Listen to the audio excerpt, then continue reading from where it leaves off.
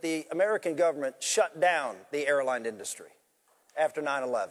And the government, by its action, stopped the airline industry from functioning. And yes, as a result of government action, which I thought it was appropriate for government since we shut down the industry after the events of 9/11. I agree. But government didn't shut down the banks. They didn't shut down the financial service industry. So when you compare those, it's not apples to apples, Mitt, and that's not a fair comparison.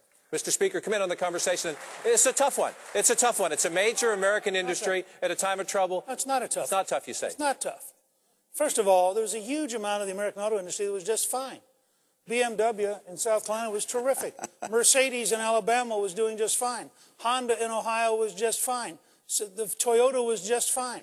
What we have is a United Auto Workers and a management system that had grown very, I think, incapable of tough decisions because they were used to selling out to the United Auto Workers. And so they came in and said, oh, we can't change. And this president, on behalf of the United Auto Workers, said, you're exactly right. Now, the fact is Chrysler is now Fiat. So when we talk about saving the American auto industry, let's be clear what they were doing. I think that they would have been much better off to have gone through a managed bankruptcy. I agree with Governor Romney. I think it would have happened. But what would have happened is the UAW would have lost all of their advantages.